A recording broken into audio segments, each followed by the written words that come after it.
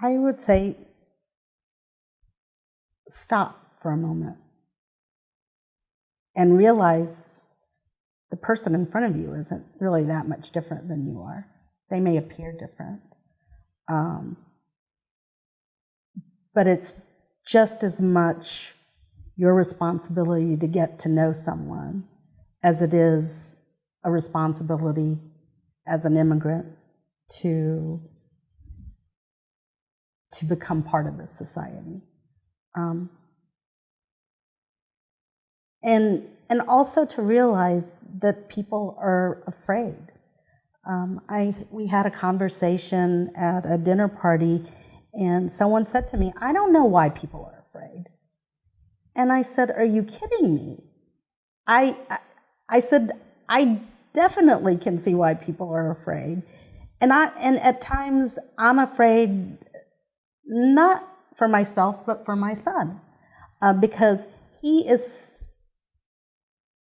I think, as second and third generation immigrants, I think identity is in our head.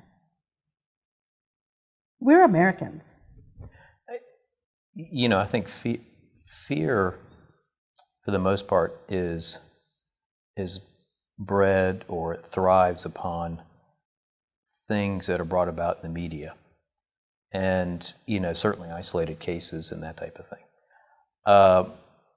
But when you look at a group of people, whether of a different ethnic background, physical location, what have you, you're going to find a spectrum even within that group. And there's going to be people to one side and the other side, and you're going to have people in the middle.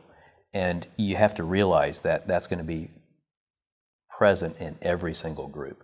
And I think people need to understand that and be cognizant of that, because I dare say that those groups that first came to the United States, there was a spectrum, and you have to appreciate that. And not everyone in that group is going to fit your stereotypical view that is projected by the media. And I think that's very important. So when someone is afraid of refugees coming into the United States, and the misinformation that has gone out about the screening process, something on one hand that is incredibly helpful is to give them what the actual facts are with regard to the screening process. But the truth is they're not acting on facts, they're acting on an inherent fear that's inside of them. We can tell them, there are millions of refugees in the world, and if you're worried about whether or not they're thoroughly vetted, the ones that can't be thoroughly vetted simply don't come. There are 1,000 other refugees out there to take that one slot of people who have been vetted and that we are absolutely certain are safe to be here.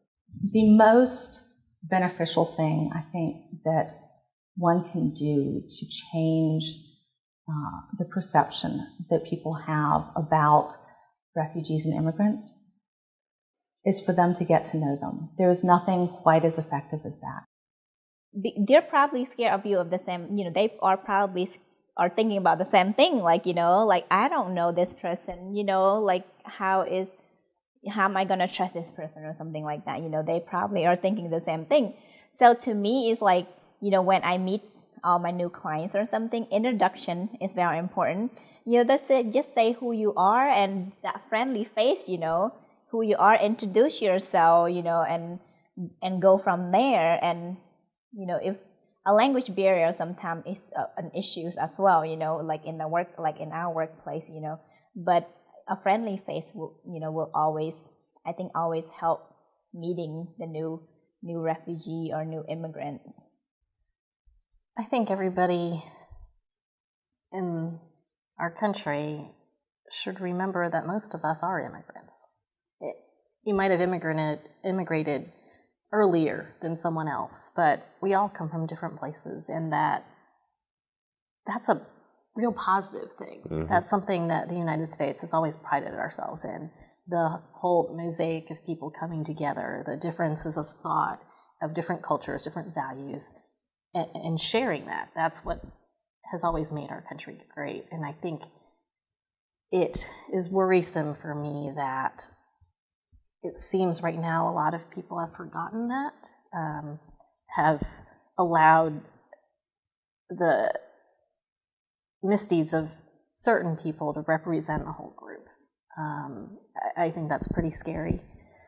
I would say, I mean, after living and working, all over the world and coming to understand many different cultures and working with people from all different types of backgrounds, I've come to understand that the fear of other people, just because of the color of their skin or their background, it's more of a self-centered kind of thing. And it seems to be the trend of the world these days, that the world is becoming much more self-centered. What have I got? How do I protect what I've got? And it's less about the people around you and less about the community and less about how we're doing as a group of people going forward. And I think those fears are mainly mongered, and they play on people's insecurities. And so what I would say to people that, have a fear of people just because of the color of their skin is get to know them. Walk a mile in their shoes, talk to them for 5 minutes. Don't just brush them off because they look different to you, because you'd be amazed at what you'll find.